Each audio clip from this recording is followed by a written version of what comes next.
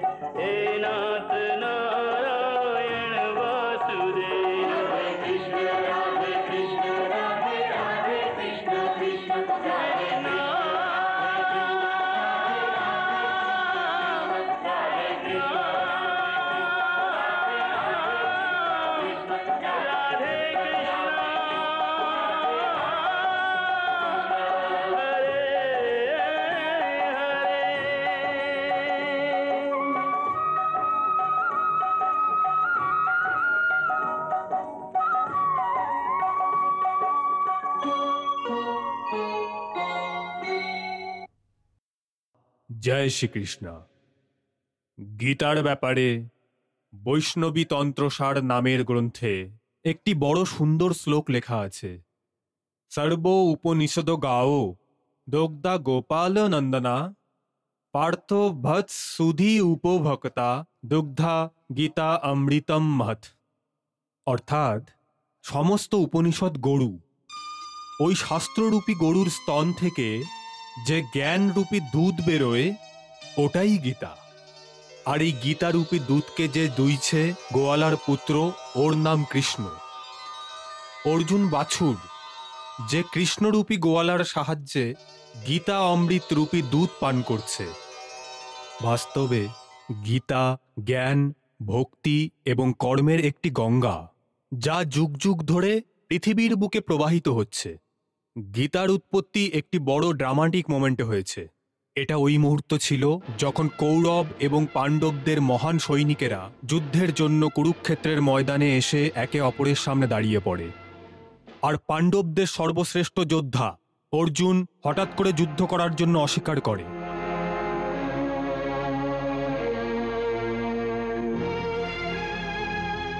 এই ড্রামাটিক অথবা ড্রামাইক মুহূর্তের উপর ভিত্তি করে গীতার সমস্ত ফিলোসফি এবং সমস্ত জ্ঞানের একটি মহল দাঁড় করিয়ে দেয়। এই জ্ঞান, এই ফিলোসফি শুধু অর্জুনের জন্য ছিল না, বরং আমাদের সবার জন্য, সমস্ত মানব জাতির জন্য। কারণ অর্জুনের মতো প্রত্যেক ব্যক্তির জীবনে এরকম মুহূর্তও আসে যখন ওর জন্য এই নির্ণয় নেওয়া কঠিন হয়ে যায়, ওই সময় ওর ধর্ম কি, ওর কর্তব্য কি। সেই জন্য জ্ঞানীরা বলেন যে প্রত্যেক প্রাণীর জীবনে যে কর্তব্য ক্ষেত্র আছে ওটাই ওর কুরুক্ষেত্র। আমাদের সবাইকে নিজের নিজের কুরুক্ষেত্রে দাঁড়িয়ে প্রত্যেক মুহূর্তে অর্জুনের মতো নিজের কর্তব্য এবং নিজের ধর্মের পালন করা উচিত। অর্জুন কাপুরুষ ছিল না, ও হাজার হাজার লড়াই লড়েছে, কিন্তু কুরুক্ষেত্রে অজ্ঞান, মমতা আর মোহর কাদায় ফেসে গিয়ে ও কিং কর্তব্য বিমূঢ় হয়ে পড়ে। সন্ত জ্ঞানেশ্বর নিজের জ্ঞানেশ্বরে অর্জুনের অবস্থা বর্ণনা করে লিখেছেন যে যেমন একটি রাজহংস কাদায় ফেসে বাইরে বেরোতে পারে না, ঠিক ওই রকমই অবস্থা ওই সময় অর্জুনের ছিল। বাস্তবে অর্জুন প্রত্যেক ওই জীব আত্মার প্রতীক ছিল, যে জিজ্ঞাসু, যে জীবনের রাস্তায় চলতে চলতে নিজের লক্ষ্য খুঁজে বেড়াচ্ছে। সেই জন্য আমরা ওর মাধ্যমে ওই সমস্ত প্রশ্ন করিয়েছি যা গীতা পড়ার সময় একজন সাধারণ ব্যক্তির মনে আসে। ভগবান শ্রীকৃষ্ণ যে জীবন দর্শন, যে ফিলোসফি অফ লাইফ অর্জুনকে বলেছেন, ওর সমর্থন ভগবান শিবের মাধ্যমেও করানো হয়েছে। ভগবান শিব স্বয়ং ভগবান শ্রীকৃষ্ণের আরেকটি রূপ। শিবের মুখ থেকে শুধু কিছু গুরুত্বপূর্ণ বিষয়ের ওপর সরল ব্যাখ্যা করার চেষ্টাই করা হয়নি, বরং ওনার মাধ্যমে কিছু ওই কথাও বলা হয়েছে যা গীতা ছাড়া কিছু অন্য উপনিষদেও লেখা হয়েছে, যা গীতার ফিলোসফি সমর্থন করে যে এইভাবে ধৃতরাষ্ট্র মহাভারত যুদ্ধের আসল খলনায়ক। বাস্তবে এই মহাযুদ্ধের ভিলেন উনিই, কারণ ও রাজা ছিল। ও যদি চাইতো তাহলে যুদ্ধ কোনোদিন হতো না, কারণ ভীষ্ম, দ্রোণাচার্য শুধু রাজ সিংহাসনেরই আজ্ঞা পালন করত, দুর্যোধনের আজ্ঞা কখনো পালন করত না। আসলে ধৃতরাষ্ট্রের বুদ্ধির ওপরে পুত্রমোহ এবং রাজলোভের এমন মোহ পড়ে যায় যে ও অধর্মকে ধর্ম আর মিথ্যেকে সত্যি বলে মেনে নিতে লাগলো। ও সংসারের ওই প্রাণীদের প্রতীক যে দুষ্ট মনোবৃত্তির লোক হয়। ধৃতরাষ্ট্রের চরিত্র এটা প্রমাণ করে দিয়েছে, যখন মোহ, লোভ এবং ঈর্ষার পর্দা কোনো মানুষের বুদ্ধির উপরে পড়ে যায়, তখন ও ভালো কথা এবং ভালো কর্মকে খারাপ প্রমাণ করার চেষ্টা করে যায়। ওর শাস্ত্র ওকে ধৃতরাষ্ট্রের মতো অন্ধ করে রাখে। তখন ওর ধর্মের উপদেশ ভালো লাগে না, এমনকি ও যে রকম উপদেশ দেয় তাকে ভালো মন্দ বলার দ্বিধাবোধ করে না। যে এই উপদেশ দিচ্ছে সে স্বয়ং নিজে একজন ভগবান।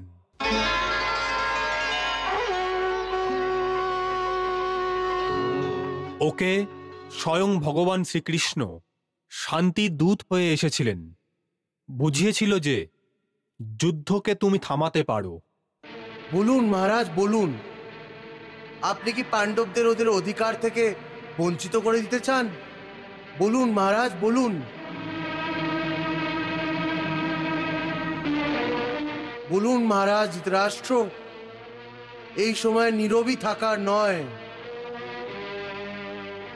দুর্যোধনের পাণ্ডবদের প্রতি এই ঘৃণা, এই অহংকারী স্বভাব স্বয়ং নিজের বিনাশের দরজার কড়া নাড়াচ্ছে, যুদ্ধের নিমন্ত্রণ দিচ্ছে। আর যদি এই যুদ্ধ হয় তাহলে এর মধ্যে শুধু দুর্যোধনেরই না, সম্পূর্ণ কৌরবেরাও ধ্বংস হয়ে যাবে। আর এই ধ্বংসের উত্তরদায়িত্ব আপনার ওপরে হবে মহারাজ, আপনার ওপরে।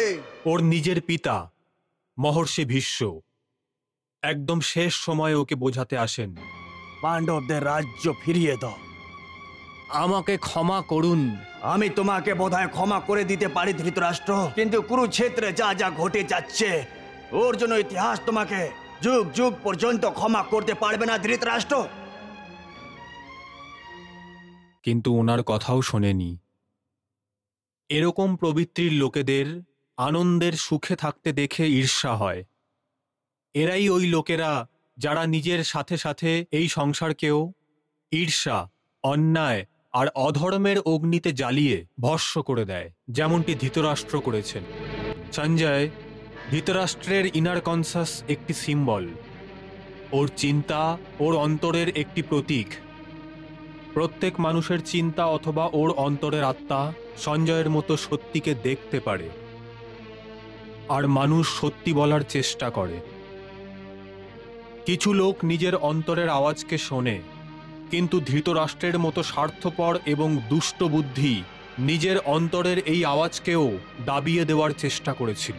কিন্তু প্রাণীদের অন্তরের আত্মার আওয়াজ সঞ্জয়ের মতো চুপ করে থাকতে পারেনি। কি ধরনের অনুচিত কথা বলছেন আপনি? একজন ক্ষত্রিয় মহারাজকে এই অধর্ম এবং অন্যায় কথা বলা শোভা দেয় না। আপনার কথা যুদ্ধের নিয়মের বিরুদ্ধে মহারাজ। একজন অস্ত্রহীন যোদ্ধা এবং সৈনিকদের ওপরে প্রহার করা উচিত নয়। এই সময় আমরা গীতার দ্বিতীয় অধ্যায়ের মাঝখানে আছি। বাস্তবে দ্বিতীয় অধ্যায়ই গীতার সবচেয়ে গুরুত্বপূর্ণ অধ্যায়, যার মধ্যে সমস্ত ফিলোসফি, সমস্ত দর্শন ভরে দেওয়া হয়েছে। জ্ঞানী লোকেরা বলেন যে গীতার দ্বিতীয় অধ্যায় সমস্ত গীতার 18 অধ্যায়ের প্রাণ। আর ওই দ্বিতীয় অধ্যায়ের শেষ 18টা শ্লোক ওর আত্মা, যেখানে স্থিতি, প্রজ্ঞা, গুণ এবং শক্তির বর্ণনা করা হয়েছে। ওই 18টা শ্লোক আর ওর মধ্যে বর্ণিত স্থিতি প্রজ্ঞার সম্বন্ধে আমরা আপনাকে আগামী এপিসোডে বলবো। জয় শ্রীকৃষ্ণ। হে কেশব, একদিকে তুমি সন্ন্যাসের কথা বলছো, সন্ন্যাসীর মতন সমস্ত আত্মীয় স্বজনকে ভেঙে দেওয়ার কথা বলছো, আর অন্যদিকে আমাকে কর্ম করার জন্য বলছো। এই দুটোই কথা পরস্পর বিরোধী। তুমি জানো, মনুষ্য যে কোনো কর্ম করে সেই কর্মের কোনো কারণ হয়। কেউ প্রেরণা দেয়, যার প্রেরণার জন্য মনুষ্য কর্ম করে। কোনো ভাবনা তো নিশ্চয়ই হয়, যেই ভাবনার অনুভূতির জন্য মনুষ্য ভালো খারাপ যে কোনো কর্ম করে থাকে। অর্থাৎ কর্ম শিকরে অনুভূতি হয়, আর অনুভূতি শিকরে কোনো না কোনো সম্পর্ক নিশ্চয়ই হয়। কারণ যে কোনো সম্পর্ক, কোনো আত্মীয় বাত্মীয়র ভাবনা তো জন্ম নিতে পারে না। অর্জুন, তুমি ঠিক বলছো। সম্পর্ক এবং আত্মীয় দিয়েই ভাবনার স্রোত বের হয়, কিন্তু অনুভূতির নদী তাড়াতাড়ি শুকিয়ে যায়। ঠিক ওইভাবেই, যেইভাবে আগুনের জলে ফোঁটা তৎক্ষণাৎ অদৃশ্য হয়ে যায়। যে মারা গেছে তার চিতা ঠান্ডা হওয়ার আগেই আত্মীয় স্বজনের চোখের জলও শুকিয়ে যায়। কেউ 2 ঘন্টা কাঁদে, কেউ 2 দিন। যে সবচেয়ে বেশি কাঁদে সে মা। ও কিছু দিনের মধ্যে সংসারের মায়ায় মোহতে ফেসে গিয়ে নিজের অন্য কর্মে লেগে যায়।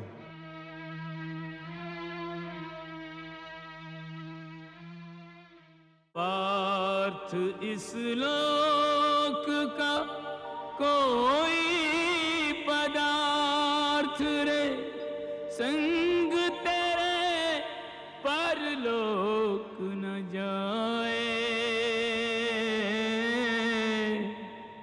पिछले जन्म का कोई नाता अगले जन्म में याद न आए।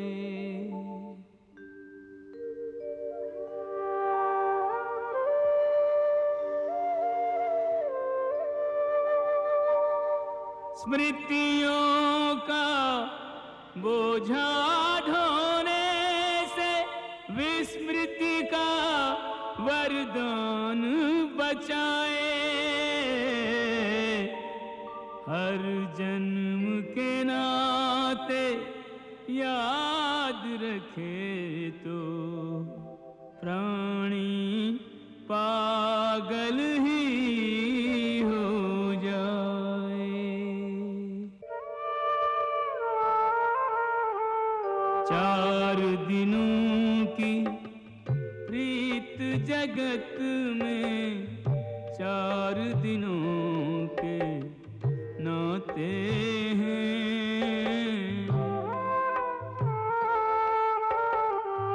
पलकों के पर्दे पड़ते ही सब नाते मिट जाते हैं।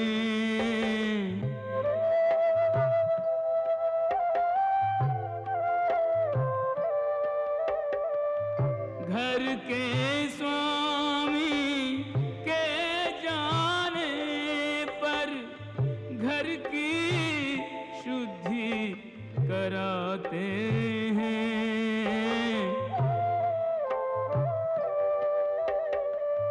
घर के स्वामी के जाने पर घर की शुद्धि कराते हैं।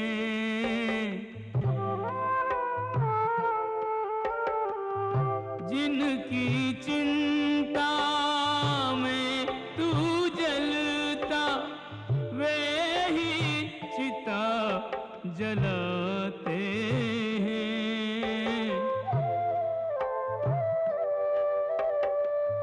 जिनकी चिंता में तू जलता वे ही चिता जलाते हैं।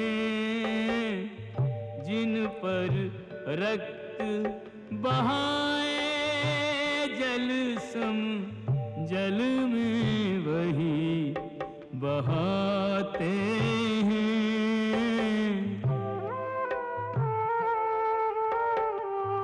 जिन पर रक्त बहाए जल सम जल में वही बहाते हैं। पिंड दान कर प्रेतात्मा से अपना पिंड छुड़ाते हैं।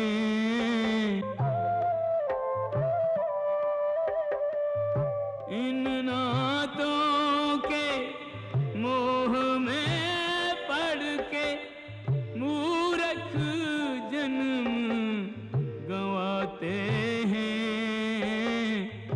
तोड़ इन नातों की बेड़ी जो कायर तुझे बनाते हैं।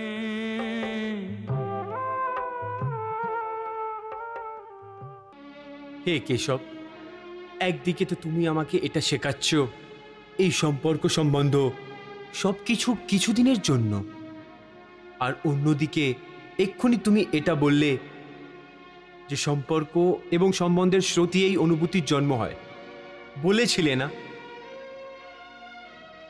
হ্যাঁ, আর আমি এটা বলেছিলাম যে কর্ম করার জন্য কোনো না কোনো অনুভূতির প্রয়োজন হয়, আর ভাবনার জন্য আত্মীয় স্বজনের প্রয়োজন হয়। কারণ কোনো না কোনো সম্পর্কের শিখরেই তো ভাবনার অনুভূতি হয়। সেই জন্য যদি মনুষ্য সমস্ত সম্পর্ক ভেঙে দেয়, নিজের অনুভূতিকে ত্যাগ করে দেয়, তাহলে ও কর্ম কার জন্য করবে? নিজের ধর্মের জন্য। ধর্মের জন্য? হ্যাঁ, নিজের ধর্মের জন্য। অর্থাৎ ধর্মের জন্য ভাবনার প্রয়োজন হয় না? না, ধর্মের জন্য অনুভূতির না, বরং নিজের কর্তব্যের জ্ঞানের প্রয়োজন হয়। এটা জানাও প্রয়োজন হয় যে যে মানুষ বুঝে নেয় যে ওই পরিস্থিতিতে ওর কর্তব্য কি। অনুভূতি তো যখন তখন কর্তব্যের পথে এসে যায় এবং মানুষকে দুর্বল করে দেয়। এখন এই সময় তোমার অনুভূতির জন্যে তোমার মনে যে মোহ উৎপন্ন হয়ে গেছে, ওটা তোমাকে কর্তব্যের পথ থেকে বাইরে করে দিচ্ছে। সেই জন্য শাস্ত্রে বলে যে কর্তব্য অনুভূতির থেকে বড় হয়। এক্ষুনি তুমি অনেক বড় জ্ঞানের মতো তর্ক করলে যে কর্মের জন্য কোনো প্রেরণা হওয়া উচিত, আর প্রেরণার জন্য কোনো না কোনো অনুভূতির প্রয়োজন হয়। এই সমস্ত তর্ক মোহজনিত। আত্মীয় স্বজনের মোহ নিয়ে তোমার বুদ্ধিকে নষ্ট করে দিয়েছে। এই জন্য তুমি সত্যি দেখতে পাচ্ছ না। সেই জন্য এই সময় তুমি ধর্মকে স্পষ্ট দেখতে পাচ্ছ না। ধর্ম কি এবং ওর ব্যাখ্যা কি, এই ব্যাপারে সিদ্ধান্ত কে নেয়? হে মধুসূদন, উনি কে যে ধর্মের বিধান বানিয়েছেন? হে অর্জুন, প্রত্যেকটি প্রাণী নিজের ধর্মের বিধান নিজেই বানায়। আমি বুঝতে পারলাম না কেশব। দেখো পার্থ, ধর্মের যে বিধান হয়তো অন্য কেউ বানিয়েছে, কিন্তু ওটা তোমার ধর্ম হতে পারে না। তোমার ধর্ম ওটাই যেটা তুমি নিজে বানিয়েছো, যাকে তোমার আত্মা স্বীকার করে নিয়েছে। ধর্ম ব্যক্তিগত সম্পত্তি, যার ফয়সালা ব্যক্তিকে স্বয়ং করতে হয়। আমি এখনো বুঝতে পারলাম না কেশব। দেখো পার্থ, আমি একটু উদাহরণ দিয়ে তোমাকে বোঝাচ্ছি। কোনো একটি গ্রামে ডাকাতেরা হামলা করে গ্রামের মেয়েদের অপহরণ করেছে।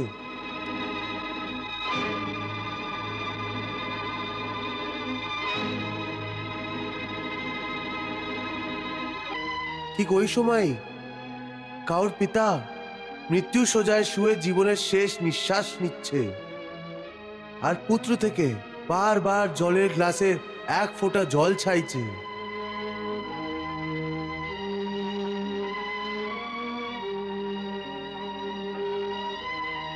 ওই সময় ওই ব্যক্তির কি ধর্ম? ও মৃত্যুপ্রায় পিতার কণ্ঠে অন্তিম সময়ে গঙ্গা জলের এক ফোঁটা ফোঁটা করে পান করিয়ে ও নিজের পুত্র ধর্মের পালন করবে, নাকি ওর গ্রামের মেয়েদের ওপরে যে সংকট ঘনিয়ে এসেছে ওদের রক্ষার জন্য তলবার উঠিয়ে নিয়ে ওই ডাকাতদের সাথে যুদ্ধ করবে, আর প্রয়োজন হলে নিজের প্রাণ দিয়েও নিজের গ্রামের লজ্জা বাঁচাবে?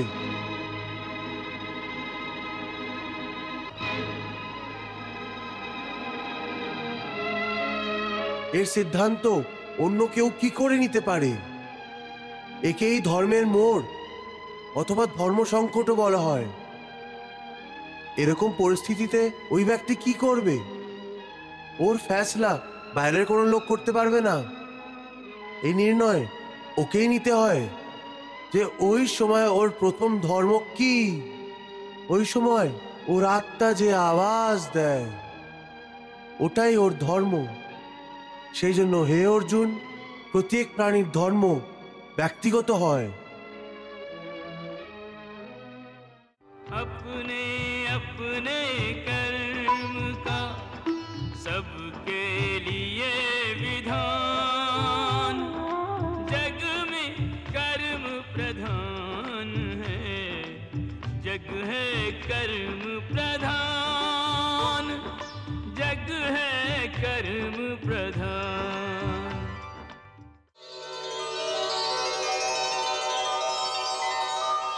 হে পার্থ, আমি এই পর্যন্ত জীবন মৃত্যুর সম্বন্ধে বাস্তব কথা বলেছি যে শুধু শরীরই পাচনশীল, আর আত্মা অনন্ত এবং অমর, যাকে শরীরের মৃত্যু হওয়ার পরও মরে না।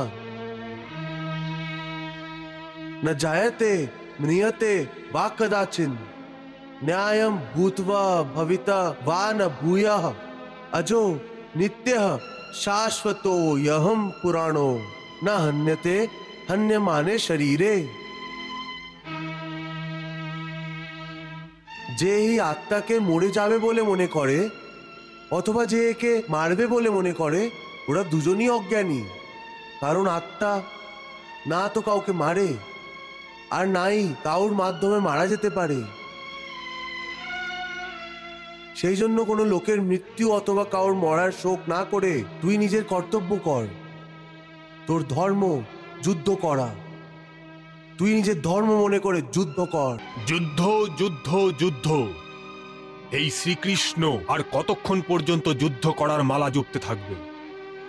যদি অর্জুন যুদ্ধ করতে না চায় তাহলে ওকে এভাবে যুদ্ধ করার জন্য বাধ্য করা উচিত? উচিত তো এটাও নয় মহারাজ। যে কোনো যোদ্ধা যুদ্ধভূমিতে যায়, যুদ্ধ করার জন্য অস্বীকার করে। এটা তো এরকম হলো যে কোনো মাঝি নৌকোতে সবাইকে বসিয়ে সমুদ্রের মাঝখানে নিয়ে গিয়ে বলে, আবার বলে, আমি এখন নৌকো চালাতে পারবো না, নৌকো চালাতে পারবো না আমি। তাহলে এতে কৃষ্ণের কি লোকসান হবে? আত্মাকে অমর বলে অনুভূতির বর্ষায় ভিজিয়ে অর্জুনের কোমল মনকে কেন পাথরের বানাচ্ছে কৃষ্ণ? যদি আত্মা অমর হয়ে থাকে তাহলে এটা কি বলা জরুরি যুদ্ধ করে যুদ্ধভূমিকে হাজারো লাখো মৃতদেহ দিয়ে ঢেকে দেওয়া হোক? যুদ্ধ করে কারোর কিছু লাভ হবে? মহারাজ, যুদ্ধতে লোকসান কৌরব এবং পাণ্ডবদের দুজনেরই হবে, কিন্তু এই যুদ্ধের শেষ লাভ কার হবে এই সম্বন্ধে তো যুদ্ধের পরেই জানা যাবে। আর যদি অর্জুনের অস্ত্র নিচে রেখে দেওয়ার জন্য যুদ্ধই না হয় তাহলে এর লাভ নিশ্চিত।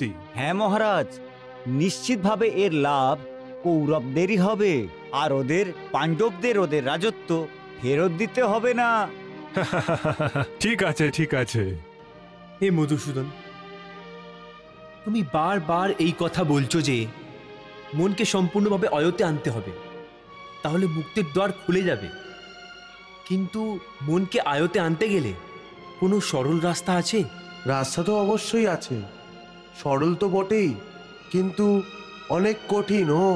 সরলও আর কঠিনও, এর কি অর্থ কেশব? এর অর্থ আছে, যদি তুমি ধৈর্যবান হও, দৃঢ় সংকল্প হও, তাহলে এই কাজ সরল। কারণ যদি তোমার ধৈর্যর অভাব হয়, তাহলে দৃঢ় সংকল্প নিতে পারবে না। আর যদি দৃঢ় সংকল্প না নিতে পারো, তাহলে কয়েক জন্ম পর্যন্ত ঘুরতে বাড়াবে। এই দৃঢ় সংকল্প কি করে নেওয়া যায়? বিশ্বাসে। কার মধ্যে বিশ্বাস? ভগবানের প্রতি বিশ্বাসে, সত্যির প্রতি বিশ্বাসে, নিজের ধর্মের প্রতি বিশ্বাস রেখে। যখন তুমি নিজের ধর্ম অর্থাৎ কর্তব্যকে জেনে নেবে, তখন দৃঢ় সংকল্প নিয়ে তুমি নিজের ধর্মের পথে, নিজের কর্তব্যের পথে এগিয়ে যেতে থাকবে। তারপর তুমি সুখ দুঃখ, লোকসান লাভ, জয় পরাজয় কে এক সমান এই মনে করে নিজের পথ থেকে পথভ্রষ্ট হবে না।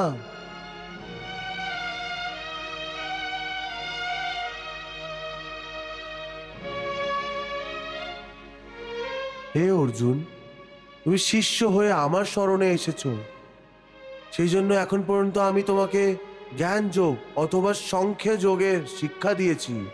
এখন আমি তোমাকে ধর্মযোগের বিষয়ে ওই গুপ্ত বিধি বলবো, যার মাধ্যমে তুমি কর্ম করেও কর্মের বন্ধন থেকে মুক্ত থাকতে পারবে।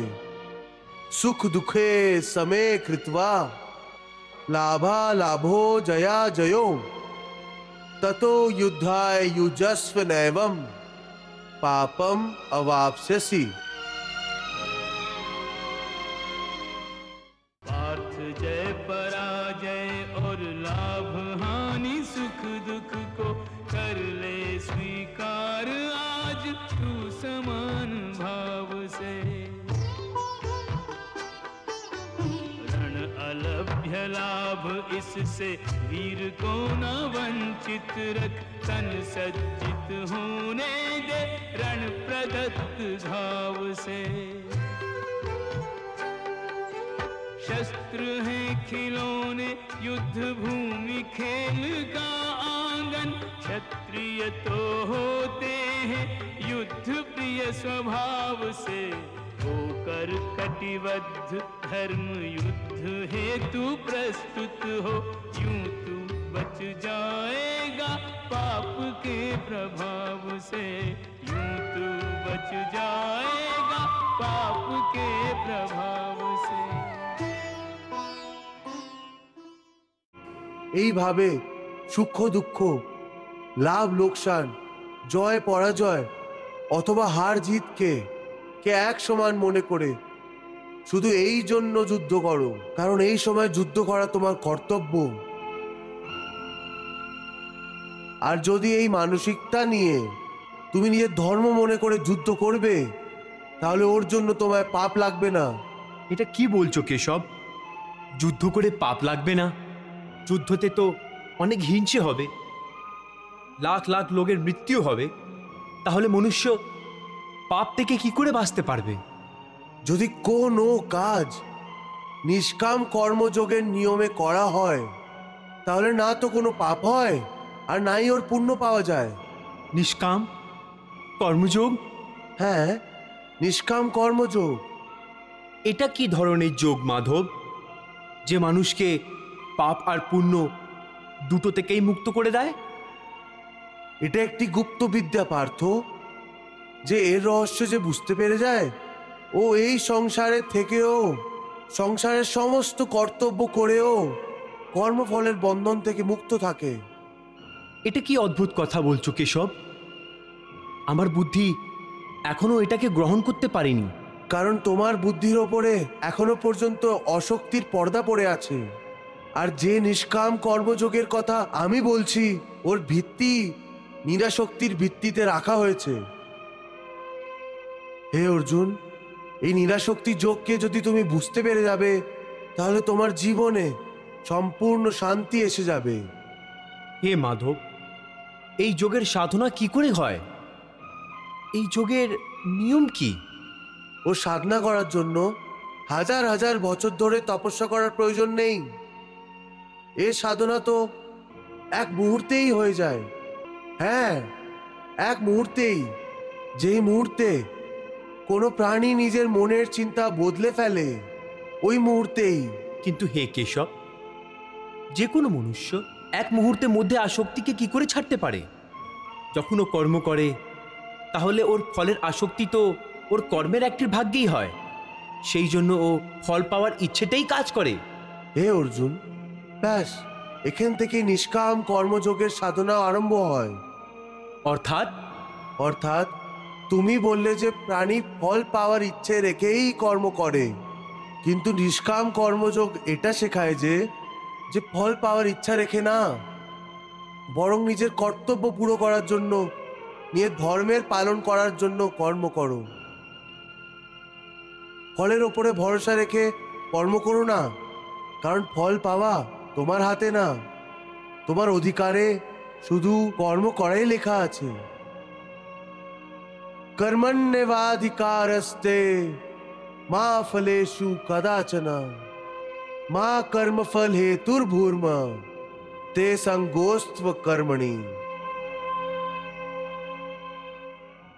कर्म तेरे अधिकार में केवल कर्म किए जा, तू कर्म किए जा।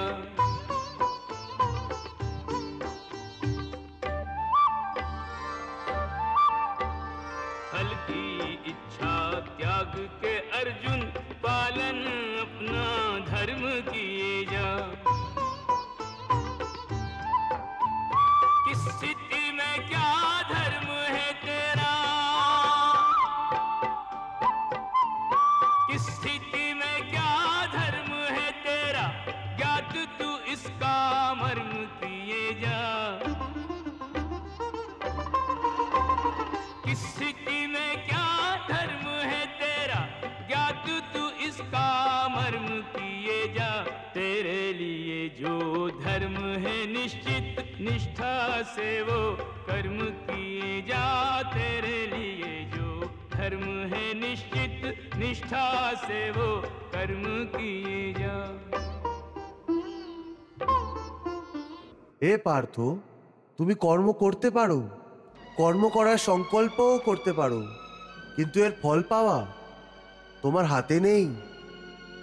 হে মধুসূদন, আমি যেই কাজের সংকল্প করব ওই কাজটা আমি নিশ্চয়ই করব।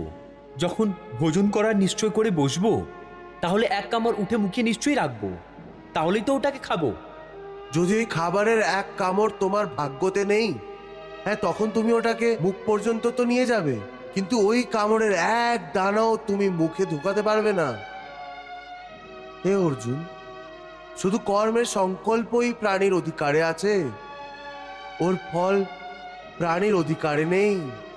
সেটা কি করে? আমি বলছি কি করে। পার্থ, একটু ওই দৃশ্যের কল্পনা করো যে নগরের ধনবান ব্যক্তির সম্মুখে অনেক সুস্বাদু ভোজন পরিবেশন করা হয়েছে। থালা সোনার, গরম গরম ব্যঞ্জন ভরা আছে, যাকে দেখে ও অনেক প্রসন্ন হচ্ছে।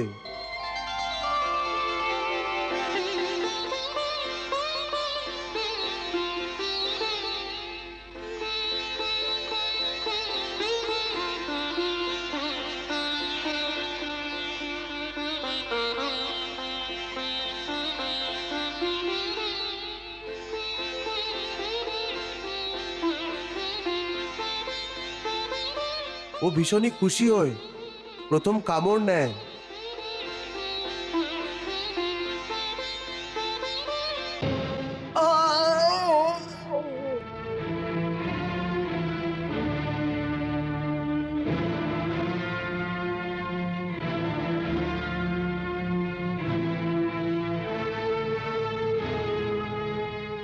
দেখলে তো, যদি ভাগ্যতে না হয় তাহলে মুখ পর্যন্ত পৌঁছেও খাবার খেতে পারা যায় না।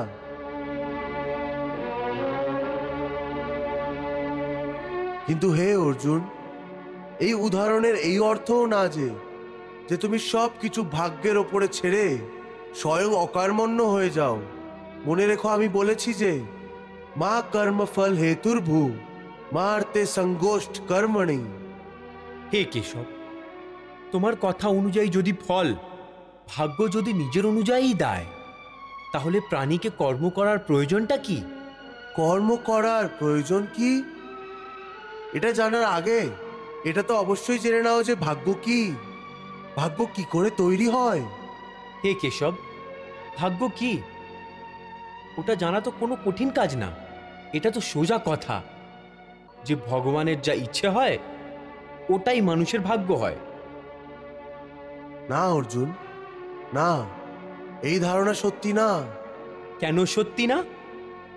কারণ আমি কারোর ভাগ্য বানাই না, আর আমি না কোনো প্রাণীর কর্ম অথবা কর্ম ফলের হিসাবে দখলও দেই না। সেই জন্য প্রাণীর ভাগ্য বানানোর সময় আমার কোনো হাত থাকে না। তাহলে কে বানায় প্রাণীদের ভাগ্য?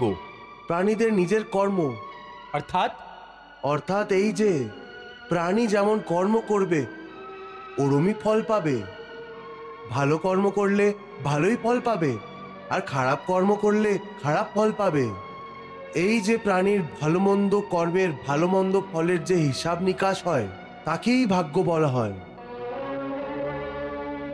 নিজের পুণ্যের ফল অনুযায়ী সুখ আর নিজের পাপ কর্ম অনুযায়ী দুঃখ প্রাণীকে এই জন্মেই অথবা আগামী জন্মে ভোগ করতেই হবে, ওটাকে এড়ানো যাবে না। সেই জন্য অকর্মণ্য না হয়ে একটানা নিজের ধর্ম অনুযায়ী কর্ম করতে থাকো, আর মনে পুরোপুরি বিশ্বাস রেখো যে যেই নিয়তের সাথে তুমি কর্ম করবে ওই উদ্দেশ্য অনুযায়ী তুমি ফল অবশ্যই পাবে। কর্মের এটা অটল বিধান, এর মধ্যে কখনো কারোর সাথে অন্যায় হতে পারে না।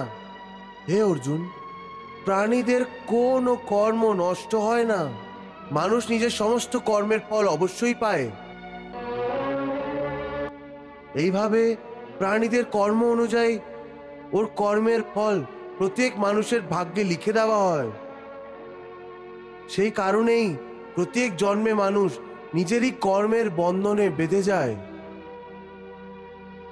আর এই কর্মের বন্ধনে বেঁধে যাওয়ার জন্যেই মানুষের আসা যাওয়া, অর্থাৎ মানুষ কয়েক জন্মের চক্রান্ততে ফেসে যায়, আরও পরিত্রাণ প্রাপ্ত করতে পারে না। কর্মের বন্ধনে আসা যাওয়া এই জন্মর সাথে কি সম্বন্ধ? মানুষ নিজের এক জন্মে যে কর্ম করে ওই কর্মের ফলের রূপে পাপ এবং পুণ্য দুটোই হয়। কখনো পাপ বেশি হয় আর কখনো পুণ্য। দুটোরই দুঃখ সুখ ভোগ করে মানুষ যে নতুন জীবনের কর্ম করে ওর হিসাব পাপ পুণ্যের খাতায় নতুন করে লিখে দেওয়া হয়। এইভাবে এই নতুন কর্মকে ভোগ করার জন্য আরো একবার নতুন জন্ম নেয়, আর জন্ম জন্মান্তরের এই ধারাবাহিকতা ক্রমাগত চলতেই থাকে। আর মানুষের আত্মার সাথে ভগবানের আত্মার মিলন হয় না, যাকে পরিত্রাণ বলা হয়। হে কৃষ্ণ, এর অর্থ তো এটা হলো পরিত্রাণ প্রাপ্ত করার জন্য মনুষ্যকে পাপ আর পুণ্য থেকে বাঁচার জন্য কোনো কর্মই করা উচিত না, সমস্ত কর্মকে ত্যাগ করে সন্ন্যাসী হয়ে যাওয়া উচিত। কোনো মানুষ অকর্মণ্য হতেই পারে না, কর্ম তো ওকে প্রত্যেক অবস্থাতেই করতে হয়। কিন্তু সন্ন্যাসী তো কর্মের ত্যাগ তো নিশ্চয়ই করে। হে পার্থ, সন্ন্যাসীরাও কর্মকে ত্যাগ করতে পারে না, নাহি ত্যাগ করতে পারবে।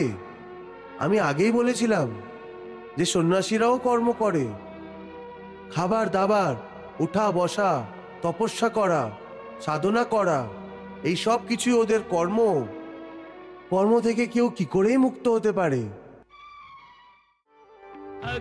अकर्मण्यता श्राप है, कर्म योग वरदान। कर्म किए बिन जगत में प्राणी मृतक समान, प्राणी मृतक समान। यदि प्रारब्ध ही सब कुछ है तो कर्म की आवश्यकता क्या है।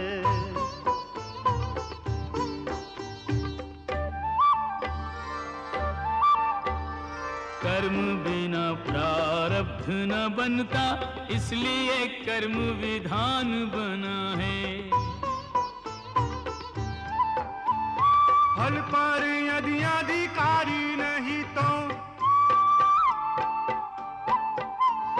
फल पर यदि अधिकारी नहीं तो कर्म का पौधा क्यों बोना है। फल पर यदि अधिकारी नहीं तो कर्म का पौधा क्यों बोना है। कर्मों के फल की प्राप्ति है अर्जुन, जन्मों का लेखा जोखा है। कर्म से हो सब धर्मों का साधन, इसलिए कर्म महत्व बड़ा है। হে কেশব, যখন কর্ম থেকে মনুষ্য মুক্ত হতে পারবে না, তাহলে ও কর্ম কি করে করবে যাতে পাপ আর পুণ্য থেকে মুক্তি পায়? হে পার্থ, এর প্রাদত্তি এই হবে যে যে মানুষ ফলের ইচ্ছা ত্যাগ করে কর্মকে নিজের ধর্ম মনে করে করুক, ফলও অবশ্যই পাবে, কিন্তু এই ফলকেও বিধানের ইচ্ছা মনে করে স্বীকার করুক। জ্ঞানী পুরুষেরা এই যোগকে আপন করে নিয়ে কর্মযোগী হয়ে যায়। বাহ প্রভু বাহ। बहती रही गीता की गंगा, कर्म की धारा भक्ति की धारा। अर्जुन के संग उस गंगा में करता रहा स्नान जग सारा।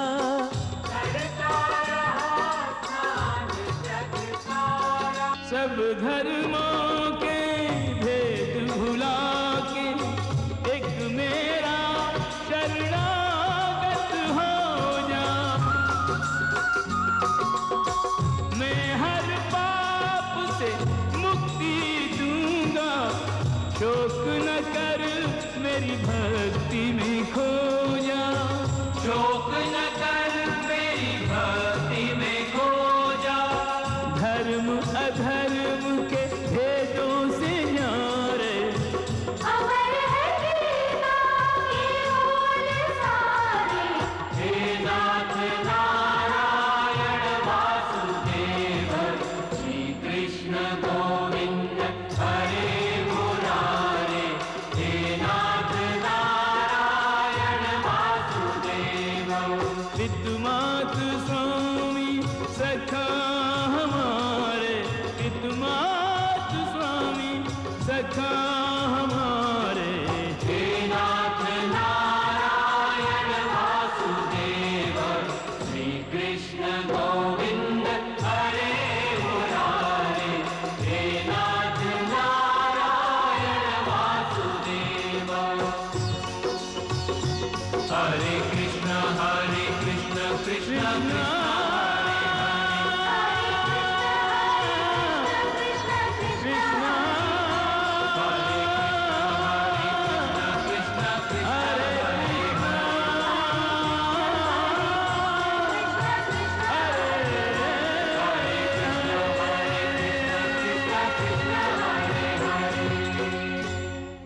হে কৃষ্ণ, এর অর্থ তো এটা হলো পরিত্রাণ প্রাপ্ত করার জন্য, মনুষ্যকে পাপ আর পুণ্য থেকে বাঁচার জন্য কোনো কর্মই করা উচিত না। সমস্ত কাজকর্ম ত্যাগ করে সন্ন্যাসী হয়ে যাওয়া উচিত। কোনো মানুষ অকর্মণ্য হতে পারে না, কর্ম তো ওকে প্রত্যেক পরিস্থিতিতে করতেই হয়। কিন্তু সন্ন্যাসী তো কর্মের ত্যাগ তো নিশ্চয়ই করে। হে পার্থ, সন্ন্যাসীরাও কর্মকে ত্যাগ করতে পারে না, নাহি ত্যাগ করতে পারবে। আমি আগেই বলেছিলাম যে সন্ন্যাসীরাও কর্ম করে, খাবার দাবার, ওঠা বসা, তপস্যা করা, সাধনা করা, এই সব কিছুই ওদের কর্ম। কর্ম থেকে কেউ কি করেই মুক্ত হতে পারে? यदि प्रारब्ध ही सब कुछ है तो कर्म की आवश्यकता क्या है।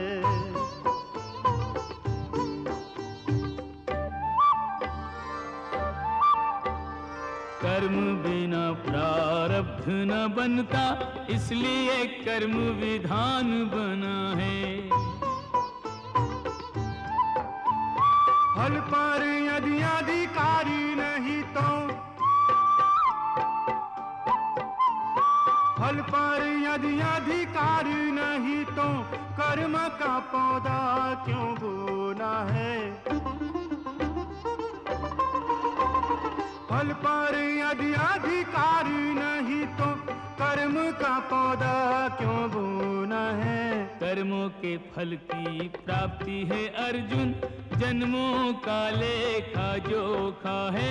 कर्म से हो सब धर्मों का साधन, इसलिए कर्म महत्व बड़ा है। হে কেশব, যখন কর্ম থেকে মনুষ্য মুক্ত হতে পারবে না, তাহলে ও কর্ম কি করে করবে যাতে পাপ আর পুণ্য থেকে মুক্তি পায়? হে পার্থ, এর প্রাদত্তি এই হবে যে যে মানুষ ফলের ইচ্ছা ত্যাগ করে কর্মকে নিজের ধর্ম মনে করে করুক, ফলও অবশ্যই পাবে। কিন্তু এই ফলকেও বিধানের ইচ্ছা মনে করে স্বীকার করুক। জ্ঞানী পুরুষেরা এই যোগকে আপন করে নিয়ে কর্মযোগী হয়ে যায়। বাহ, কত মহান সত্যি প্রভু সহজেই বলে দিলেন। সেটা কি করে ভগবান? দেবী, সমস্ত ভয়, চিন্তা, দুঃখের মোহের মধ্যে আসক্তি থাকে। কর্মযোগ ফলের আসক্তিকে ত্যাগ করতে বলে, অর্থাৎ নিষ্কাম হয়ে কর্ম করতে বলে। এতে মনুষ্যের কি লাভ হয় ভগবান? লাভ এটাই হয় দেবী যে কর্মযোগ চিত্তকে শুদ্ধ এবং ভয় মুক্ত করে দেয়। দেবী, ভয় মুক্ত হয়েই মানুষ নিজের জীবন আনন্দে অতিবাহিত করতে পারে। অর্জুনকে প্রভু এই রহস্যই বোঝাচ্ছেন। হে অর্জুন, তুমি ইন্দ্রলোক দিব্যাস্ত্র পাওয়ার জন্য গেছিলে, তখন উর্বশীর মোহজালে ফাঁসনি, উর্বশীকে দেখে মুগ্ধ হওনি, কারণ ওই সময় তোমার মন আসক্তি ছিল না। আমি তো এখানে আমার অতিথির সেবায় নিজেকে সমর্পিত করতে এসেছি। না না, এটা ধর্ম না, এটা অধর্ম, পাপ। হে অপ্সরা, আমার জন্য প্রতি স্ত্রী যে আমার সাথে বিবাহ বন্ধনে বাঁধেনি আদরণীয় পাত্র, দেবী এবং মায়ের সমান। তাহলে পৃথিবী লোকের কি এটাই ধর্ম, যে এক পুরুষ এক কামাতুর স্ত্রীর আরতিকে নির্দয়ভাবে ফিরিয়ে দেয়? কিন্তু দেবী, আপনার আমার সম্বন্ধ একজন স্ত্রী পুরুষের না, বরং ধর্ম এবং ইন্দ্রলোকের নিয়ম অনুযায়ীও আপনি আমার মা। উর্বশীর কারণে তুমি অস্থির হওনি, কিন্তু আজকে তুমি কি করে অস্থির হয়ে গেছো? ওই সময় তুমি তোমার ধর্ম বলোনি, কিন্তু এই সময় তুমি তোমার ধর্ম ভুলে গেছো। এর কারণ কি তুমি জানতে চাও? হ্যাঁ কেশব। তোমার মন তোমার আয়ত্তে নেই, কারণ তুমি কর্মযোগকে আপন করে নাওনি। কি বললে? কর্মযোগ থেকে মন অয়তে থাকে? হ্যাঁ অর্জুন, কর্মযোগের কারণে কর্মযোগীর মন এদিকে এদিকে ঘুরে বেড়ায় না, কর্মযোগীর বুদ্ধি স্থির হয়ে যায়। যেইভাবে পাথরের একটি মজবুত চট্টানকেও নদীর ঝড়ও অস্থির করতে সক্ষম হয় না,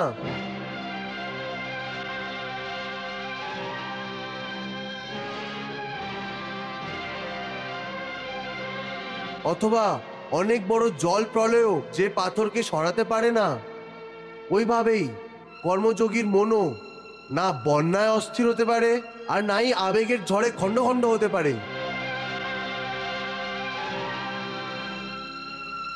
হে পার্থ, সেই জন্য তুমি নিষ্কাম কর্মযোগের সাধনা করো। আর নিষ্কাম কর্মযোগের সবচেয়ে বড় বিশেষতা এই যে তুমি কর্ম করার সময়ও কর্মের বন্ধনে বেঁধে থাকবে না। তুমি কর্ম করার সময়েও কর্মের বন্ধনেও বেঁধে থাকবে না। এটা কি বলছে কৃষ্ণ? এমন মনে হচ্ছে যে আমার প্রিয় পাণ্ডুর নিষ্পাপ পুত্র অর্জুনকে কৃষ্ণ বিভ্রান্ত করার চেষ্টা করছে। যুদ্ধের প্রস্তুতি নেওয়ার জন্য গোলক ধাঁধায় ফাঁসাচ্ছে।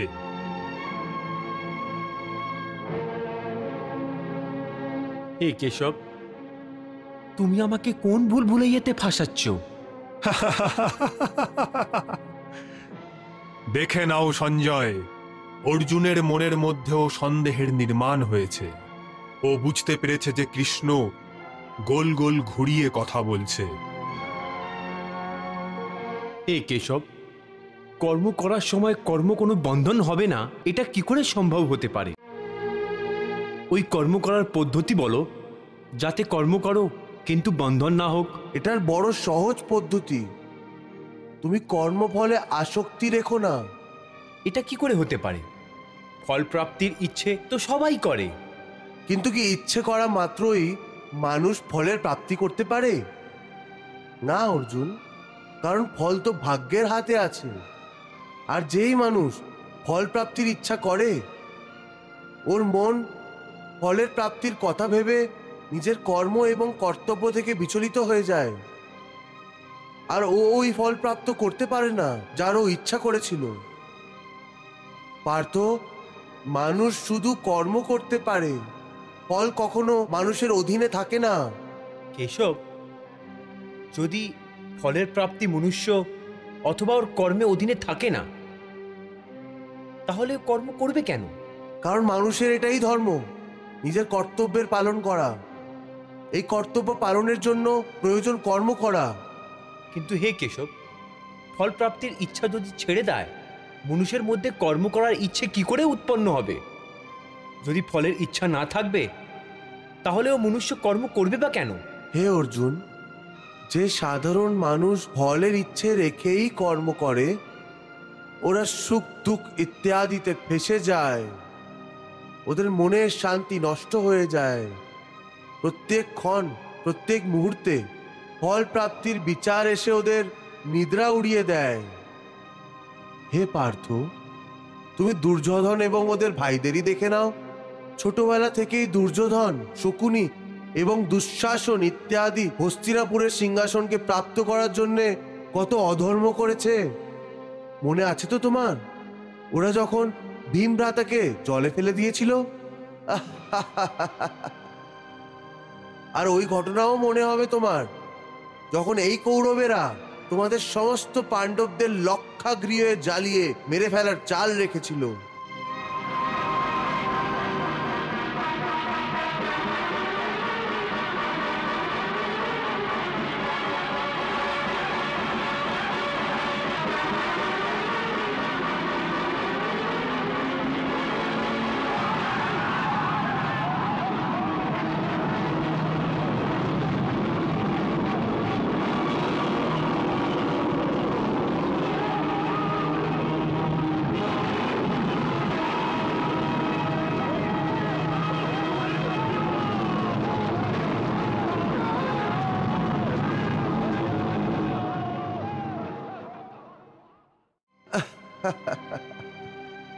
কত আশ্চর্যজনক চাল ছিল ওদের।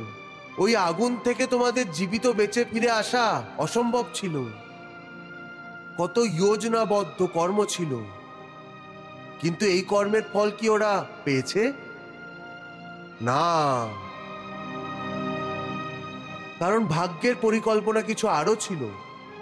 এইভাবে ওদের ইচ্ছের বিরুদ্ধে যখন সমস্ত চেষ্টা ব্যর্থ হয়ে যায়, তখন ওরা তোমাদের সবাইকে ছল কপটের মাধ্যমে 12 বছরের জন্য বনবাস এবং 1 বছরের জন্য অজ্ঞাতবাসে পাঠিয়ে দেয়। 8 8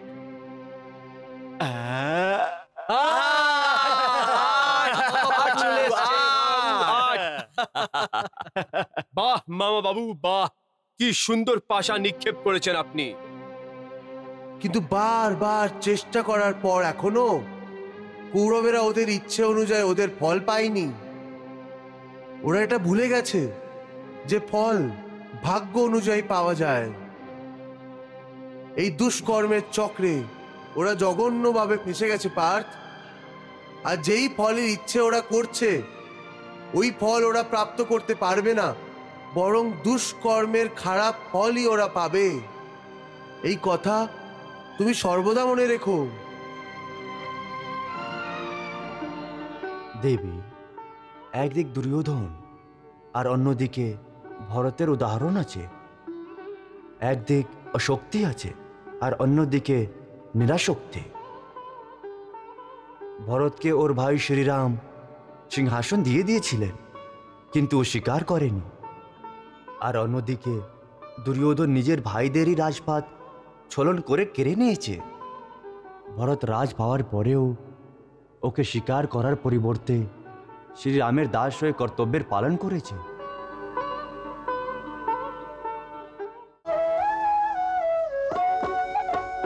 राम भक्त ले चला रे राम की निशानी, राम भक्त ले चला रे राम की निशानी। शीश पर खड़ा हूँ अखियों में पानी, राम भक्त ले चला रे राम की निशानी, राम भक्त ले चला रे राम की निशानी।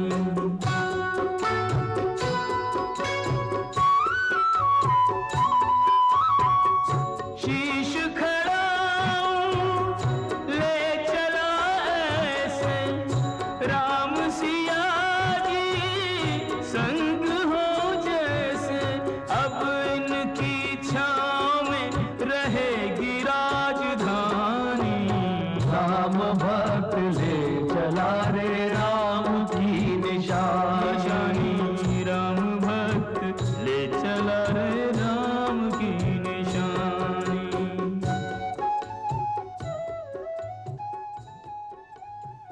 দেবী, এই হলো একজন মহান যোগীর উদাহরণ, যা পূর্ণরূপে নিরাসক্ত। আর ওইদিকে দেখো, আসক্তি আর লোভের জলাবাদতে আটকে পড়ে আছে দুর্যোধন। এসো দ্রৌপদী, এসো, এসে আমার কোলে বসে পড়ো। দুর্যোধন! ভগবান শ্রীকৃষ্ণ ঠিকই বলছেন দেবী, দুর্যোধনকে ওর কর্মের ফল ভোগ করতেই হবে। হে পার্থ, যে কর্মযোগী হয় ও আসক্তি ছেড়ে দিয়ে কর্মের সফলতা এবং বিফলতা বুদ্ধি দিয়ে কাজ নিয়ে যোগের মাধ্যমে ভগবানের ওপরে আস্থা রেখে কর্ম করে, একেই সামাত্র যোগা বলা হয়।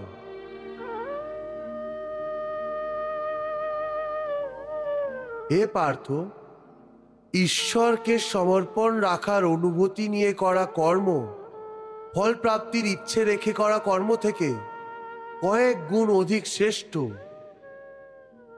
জ্ঞানী পুরুষ কর্মফলের আশা করে বিনা সমবুদ্ধি যোগের মাধ্যমে কর্ম করে আর পাপ পুণ্য ইত্যাদি অনুভূতি থেকে মুক্তি পায়। পার্থ, তুমিও এরকম অনুভূতি থেকে মুক্ত হয়ে যাবে যখন তুমি সমবুদ্ধি কর্মের আচরণ করবে। योगस्था कुरु कर्माणि संगम त्यक्त्वा धनंजय, सिद्धि असध्यो समो भूत्वा समत्वम योग उच्यते। त्याग दे तू आसक्ति धनंजय, कर्मों में रत रहे जैसे योगी।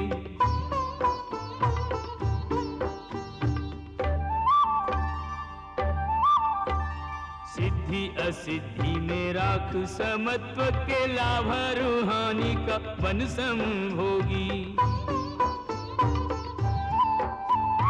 योग की परिभाषा है समत्व, योग की परिभाषा है समत्व, है स्थिरता में योग परम उपयोगी। योग की परिभाषा है समत्व, है स्थिरता में योग परम उपयोगी। विजय पराजय जान समान, तभी तेरी योग में परिणति होगी। विजय पराजय जान समान, तभी तेरी योग में परिणति होगी। পার্থ, এই কথাটি মনে রেখো যে ফলের বাসনার জন্য ফলের ওপরে দৃষ্টি রেখে সফল মানুষ যে কর্ম করে, উত্তম কাজ করার পরও এরা কর্মযোগী হতে পারে না। এই ধরনের মানুষকে খ্যাতি ইত্যাদি লাভ প্রাপ্ত করতে পারে।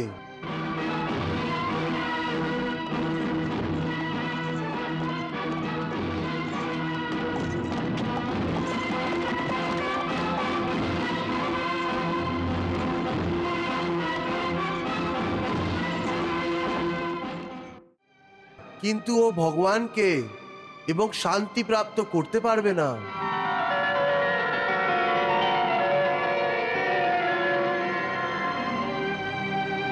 এ কেশব, মনুষ্যকে পাপ পুণ্য দুটোই বন্ধন বেঁধে রাখে। দুটো দিয়ে ভালো খারাপ সব ভাগ্য তৈরি হয়। প্রায়শ্চিত করে পাপ থেকে মনুষ্য মুক্তি পেতে পারে, কিন্তু পুণ্য থেকেও মুক্ত কি করে পাবে? হে অর্জুন, পাপ পুণ্য, সুখ দুঃখ, যশ অপযশ ইত্যাদি অনুভূতি সাধারণ মানুষের জন্য, কিন্তু যে কর্মযোগী হয় ও এইসব অনুভূতি থেকে মুক্ত থাকে, আলিপ্ত থাকে। কর্মযোগী নিজের অন্তর আত্মার আওয়াজকে ভগবানের আদেশ মনে করেই আচরণ করে। এর মধ্যে কোথায় আসে পাপ পুণ্যের অনুভূতি? হে পার্থ, যদি তুমি মোহের অধীনে এসে গিয়ে থাকো, তাহলে নিষ্কাম কর্মযোগকে কি করে করবে? তোমার বুদ্ধির ওপরে যে মোহের অন্ধকারের মেঘ ছেয়ে রয়েছে, ওকে জ্ঞানের প্রকাশ দিয়ে সরিয়ে ফেলে দাও, আর নিজের বুদ্ধিকে মোহের জ্বালাবাধ্যতা থেকে বাইরে বের করো। হে পার্থ, यदा ते मोह कलिलम बुद्धिर्व्यतितरिष्यति तदा गन्त्यासि निर्वेदम श्रोतव्यस्य शितस्य च। হে পার্থ, মোহ বুদ্ধির অজ্ঞানতা হয়, আর এই অজ্ঞানতার কারণে মানুষ ভৌতিক আকর্ষণে ফেসে যায়। ও জানে না যে দেহ এবং সমস্ত ভোগ পাচনশীল, মিথ্যে। যখন মানুষ সত্যি এবং অসত্যি অথবা নিত্যা আর অনিত্যের অর্থ জেনে যায়, তখন ও নিরাসক্ত হয়ে যায়। ওর আর কোনো জিনিসের প্রতি আকর্ষণ থেকে যায় না।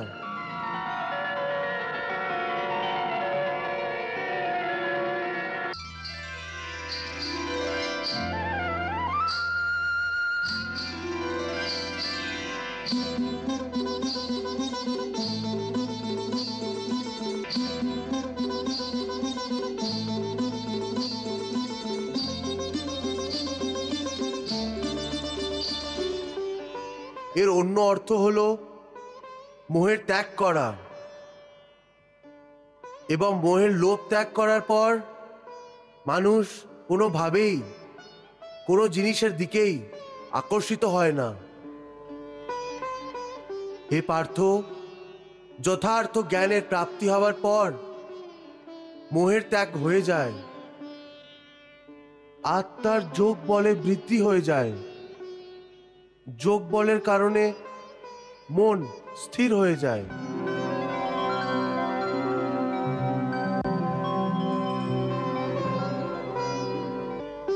আর স্থির প্রজ্ঞা হওয়ার জন্য মানুষের পরম আত্মার সাথে মিলন হয়ে যায়।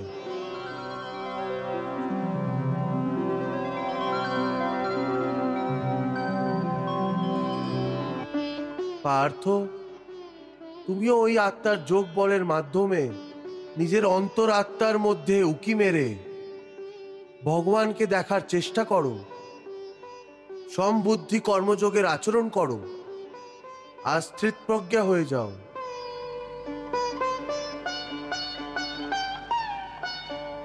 হে মধুসূদন, এই স্থিতপ্রজ্ঞা কি হয়?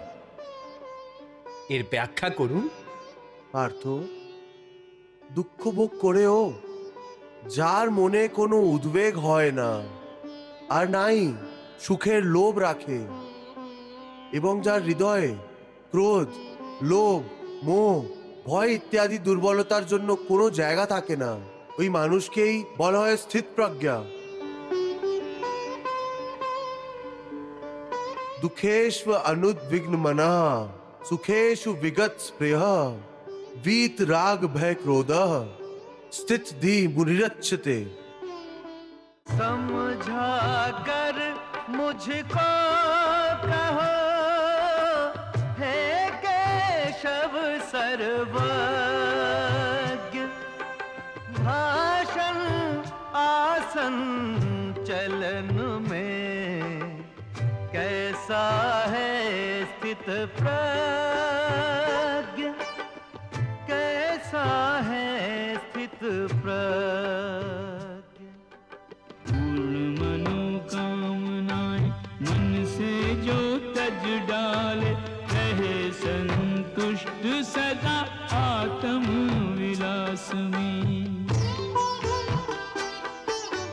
दुख के आने पर जो विचलित ना हो, कदापि नहीं कोई स्पृहा सुख सुमन सुवास में। राग है न द्वेष जहाँ मोह नेह शेष, नहीं लेश मात्र अस्थिरता जिसके आभास में। शुभ से प्रसन्न हो न अशुभ से जो भय माने, ऐसा स्थित प्रज्ञा में योग रस रास में। ऐसा स्थित प्रज्ञा में योग रस रास में।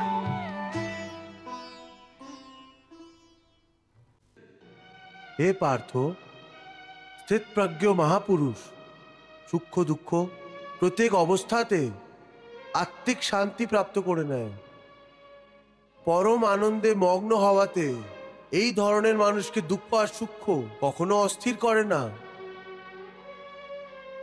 এই ধরনের স্থিতপ্রজ্ঞ মানুষের মন ওই প্রদীপের মতো হয়, যার শিখা স্থির হয়, কখনো নড়ে না।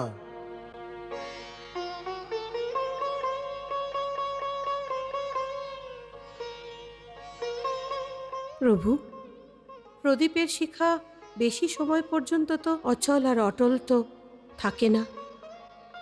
ওটা তো বাতাসের সামান্য দমকেও কষ্ট পেতে থাকে।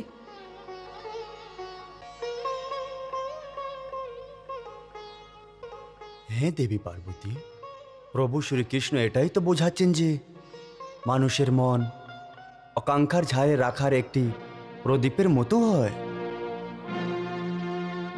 আকাঙ্ক্ষার ঝাড়ে দ্রুত দমক ওই প্রদীপের বাতিকে স্থির থাকতে দেয় না। প্রভুর এই উপদেশ দিচ্ছেন যে মনকে স্থির রাখার জন্য মনের আকাঙ্ক্ষার ওপরে লাগাম লাগাতে হবে। আর যদি আকাঙ্ক্ষার ওপরে লাগাম না হয়, তাহলে এক আকাঙ্ক্ষা থেকে দ্বিতীয় আর দ্বিতীয় থেকে তৃতীয় আকাঙ্ক্ষা জন্ম নিতে থাকবে। আর এই ধারাবাহিকতা কখনোই শেষ হয় না। যেমন যদি কোনো ব্যক্তির কাছে ঘর না হয়, তাহলে ওই মানুষ একটি ঝুপড়ির আকাঙ্ক্ষা করে।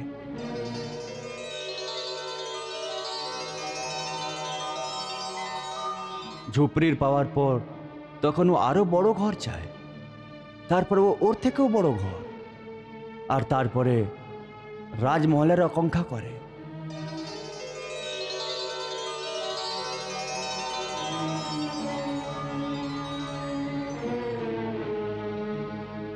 ওর একটি আকাঙ্ক্ষা অদ্ভুত রূপে বাড়তেই থাকে। তাহলে মানুষ এই আকাঙ্ক্ষার উপরে কি করে লাগাম দিতে পারবে? এর ঠিক এবং সরল উপায় এই যে মানুষ মনে সন্তুষ্টির নির্মাণ করুক। যেখানে যেই অবস্থায় যেই মুহূর্তে ওর সন্তুষ্টি প্রাপ্ত হয়ে যায়, ওখানে ওই মুহূর্তেই মন সুখী এবং শান্ত হয়ে যাবে। হে কৃষ্ণ, তুমি বলছিলে যে স্থিতপ্রজ্ঞ হওয়ার জন্য মনের প্রদীপ শিক্ষাকে স্থির রাখো, অর্থাৎ মনকে এদিক ওইদিক পালাতে দিও না। এর অর্থ এটা হলো কর্ম করার সময় মনের বদলে বুদ্ধির কথা শোনো, মনকে বুদ্ধির অধীনে রাখো, এটাই না? না অর্জুন, শুধু বুদ্ধির ওপরে ভরসা করাও বিপজ্জনক। কারণ ধ্বংসের সময় আসার পর তো মানুষের বুদ্ধিও ভ্রষ্ট হয়ে যায়। অর্থাৎ যখন প্রতিকূল সময় আসে তখন মানুষের নিজের বুদ্ধি ওকে ভুল রাস্তায় নিয়ে যায়। হে মধুসূদন, মনুষ্য না নিজের ইচ্ছা অনুযায়ী কর্ম করে, না বুদ্ধির কথা শোনে, তাহলে মনুষ্য করবে তো কি করবে? এই পরিস্থিতিতে নিজের পরিস্থিতির বিরুদ্ধে কেউ কি জীবন ব্যতীত করবে? হে মধুসূদন, মুক্তি এবং পরিত্রাণের রাস্তা যাওয়ার জন্য কোনো মনুষ্য নিজের প্রবৃত্তিকে কি করে পাল্টাতে পারে? এর কোনো সরল রাস্তায় আমায় বলুন। প্রবৃত্তিকে বদলাবার আগে এটা জেনে নেওয়া প্রয়োজন যে প্রবৃত্তি কি করে তৈরি হয়। হে অর্জুন, মানুষ জন্ম নিয়েই নিজের সাথে সত, রাজ আর তম এই 3 গুণ নিয়ে জন্ম নেয়।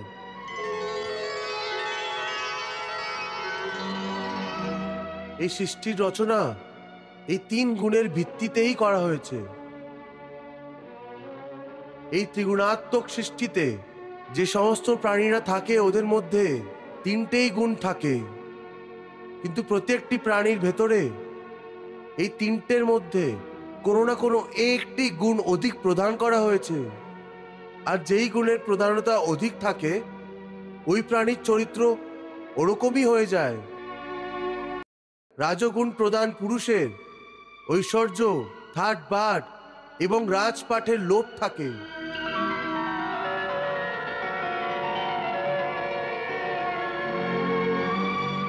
তমগুণ পুরুষ আলস এবং প্রমাদী হয়।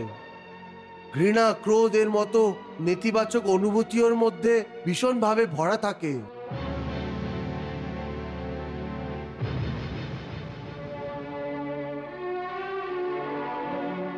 আর সত্যগুণের পুরুষ শতগুণই উত্তম গুণ হয়। সাত্বিক মানুষ সোজা এবং সরল হয়। যদিও প্রত্যেক মানুষের স্বভাবে এই 3টেই গুণ কিছু না কিছু মাত্রায় অবশ্যই থাকে, কিন্তু যেই মানুষের মধ্যে যে গুণ প্রধান হয় ওই মানুষ ওরকমই হয়ে যায়। ওর যেমন প্রবৃত্তি হয় ওরকমই ওর রুচি হয়ে যায়। সুতরাং প্রত্যেক মানুষ নিজের প্রবৃত্তি এবং রুচির অনুযায়ী আকাঙ্ক্ষা করে।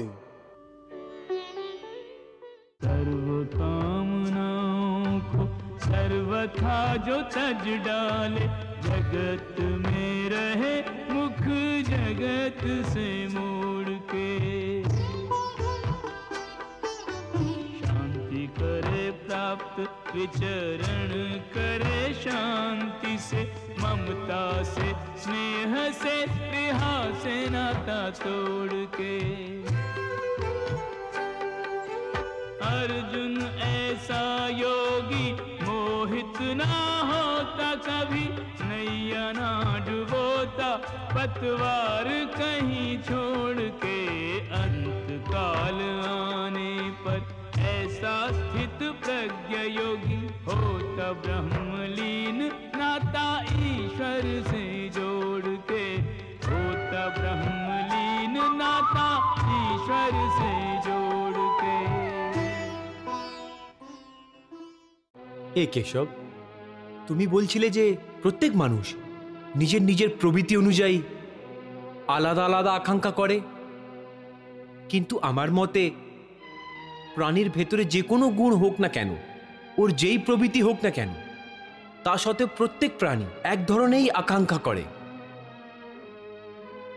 অর্থাৎ প্রত্যেক প্রাণী শুধু সুখের কামনা করে, দুঃখের কামনা কেউ করে না।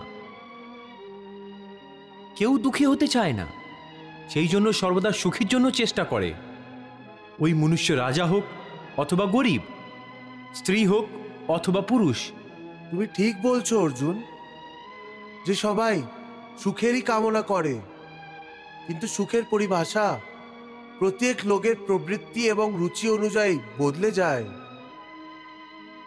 একজন সাধু পুরুষ অন্যকে সুখ দিয়ে সুখ প্রাপ্তি করে, অন্য লোককে সাহায্য করে ও আনন্দ পায়।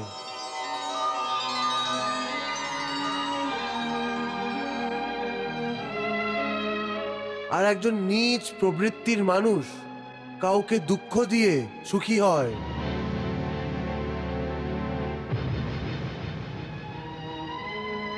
আর কাউকে সুখী দেখে ও দুঃখ পায়। সেই জন্যই সুখ এবং দুঃখের পরিভাষা নিজের নিজের প্রবৃত্তির এবং রুচির অনুযায়ী প্রত্যেক প্রাণীর জন্য আলাদা আলাদা। এমনিতেও কি কাউর কি কখনো স্থায়ী সুখ প্রাপ্ত হয়? হয় না।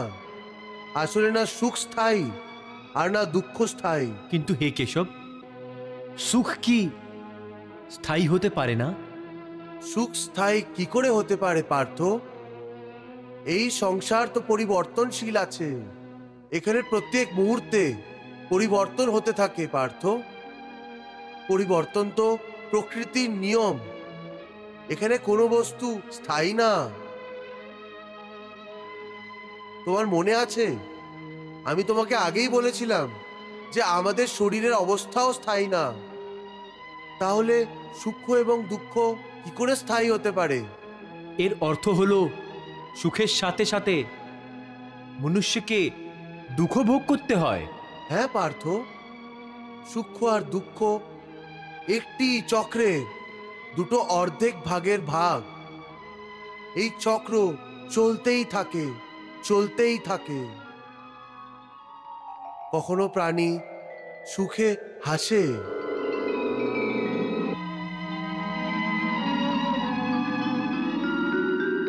আর ওই প্রাণী দুঃখে কাঁদে এবং বিলাপও করতে থাকে। কিন্তু কাল চক্র কখনোই থামে না। সুখ দুঃখের এই চক্র চলতেই থাকে। আর মানুষের জীবনে সুখ এবং দুঃখ ক্রমাগত আসে আর যায়। না চক্র থামে, আর নাই সুখ এবং দুঃখ মানুষের জীবনে দাঁড়াতে পারে। যদি সুখ আসে ওটা সর্বদা থাকবে না, আর যদি দুঃখ আসে তাহলে ওটাও সর্বদা থাকতে পারবে না। দেবী, প্রভুর দিব্য বাণীর রূপে আজ সমস্ত মানব জাতির জন্য একটি নতুন অধ্যায়ের রচনা হচ্ছে। প্রভু কত সরল এবং প্রভাবশালী শব্দের মাধ্যমে জীবনের গভীর রহস্যকে বোঝাচ্ছেন। কর্মযোগের রহস্য খুলে খুলে বলছেন। প্রভুর এই উপদেশকে যদি মানুষ ভক্তি ভাব দিয়ে গ্রহণ করে, তাহলে নিজের আচরণ বানিয়ে নেয়, তাহলে ওকে কেউই ধর্মের রাস্তা থেকে পথভ্রষ্ট করতে পারবে না। সেই জন্য হে পার্থ, আনাশক্তি যোগের মাধ্যমে কামনার ওপরে বিজয় পাওয়া অত্যন্ত প্রয়োজন। কারণ কামনা পূর্ণ হওয়ার পরেও পূর্ণ হয় না। মানুষ বুড়ো হয়ে যায়, কিন্তু আসক্তিজনিত আকাঙ্ক্ষা কখনোই বুড়ো হয় না, কখনোই পূর্ণ হয় না।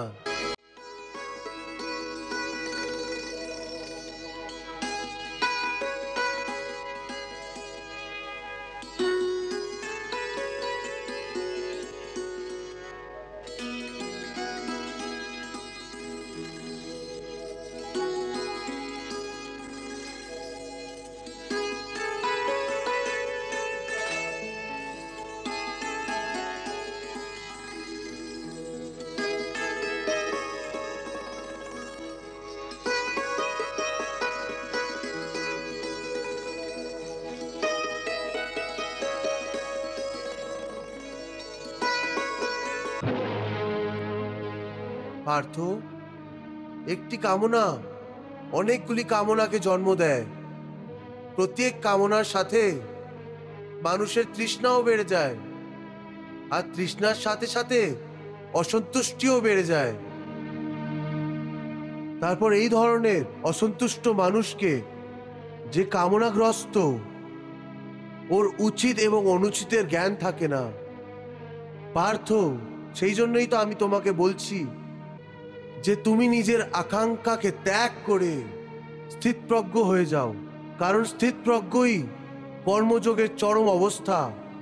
বাহ প্রভু, বাহ, কত সুন্দর কথা বলেছেন আপনি। বাহ। হে মধুসূদন, তুমি তো বলছিলে যে কামনাকে ত্যাগ করে স্থিতপ্রজ্ঞ হয়ে যাও, কিন্তু স্থিতপ্রজ্ঞ হবার জন্য সবচেয়ে বেশি প্রয়োজন কি? স্থির বুদ্ধি। স্থির বুদ্ধি? কিন্তু মানুষ নিজের বুদ্ধিকে স্থির কি করে রাখতে পারবে? আশা এবং নিরাশা দুটো থেকেই মুক্ত হয়ে বুদ্ধিকে স্থির করা যেতে পারে। বুদ্ধি স্থির হলে তাহলে ইন্দ্রিয়দের বিষয়ের বল ভেঙে যাবে। যদি কেউ কোনো ইন্দ্রকে কেটে ফেলে দেয়, তাহলে কি ওই ইন্দ্র বিষয় নষ্ট হয়ে যাবে? না অর্জুন, যদি কোনো দুর্ঘটনায় কারোর চোখ অন্ধ হয়ে যায়, তাহলে এটা প্রয়োজন নয় যে ওর চোখ রোগের কল্পনা করাই বন্ধ করে দিক। চোখ না হওয়া সত্ত্বেও ওর মন এমন এমন দৃশ্যের কল্পনা করতে পারে যা ওকে বিষয়ের মোহতে ফাঁসিয়ে নিয়ে চলে যায়। পার্থ, একজন অন্ধ মানুষ ভাগিবানের স্বরূপেরও কল্পনা করতে পারে।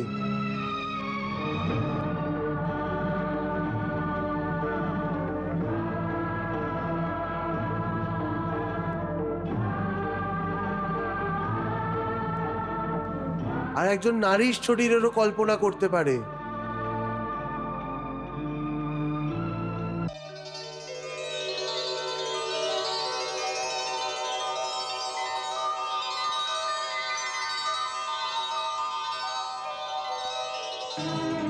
সুতরাং কোনো ইন্দ্রিয়ের হওয়া না হওয়াতে মনের বাসনা এবং আসক্তিতে প্রভাব পড়ে না।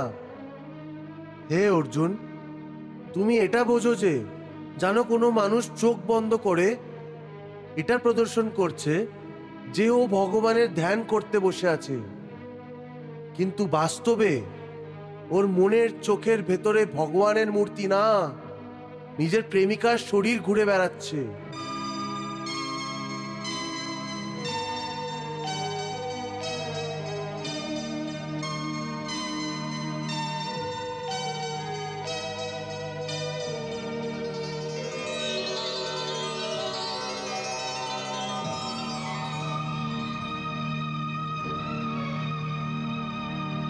এর অর্থ এই হলো, ওর চোখ তো বন্ধ আছে, কিন্তু চোখের বিষয় ওকে তা সত্ত্বেও বিভ্রান্ত করছে।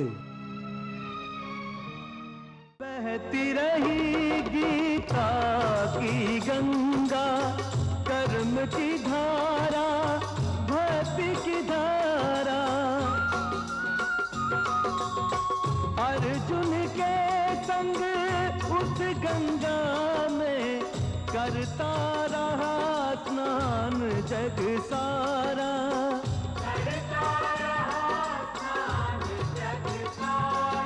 सब धर्मों के भेद भुला के एक मेरा शरणागत हो जा,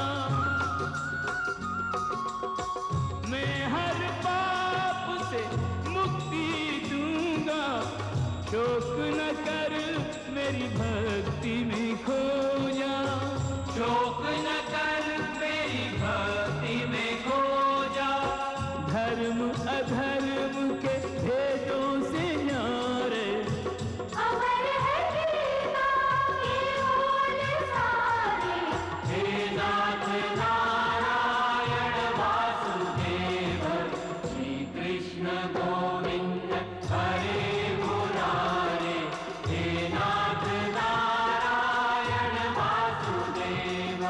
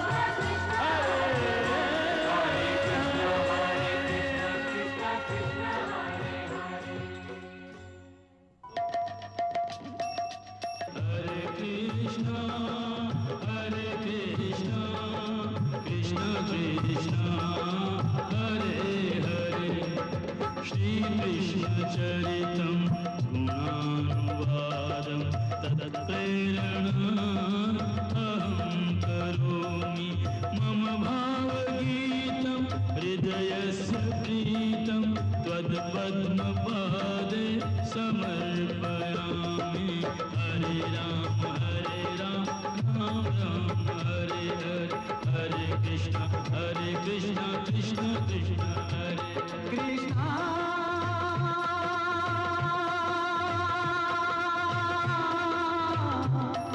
कृष्ण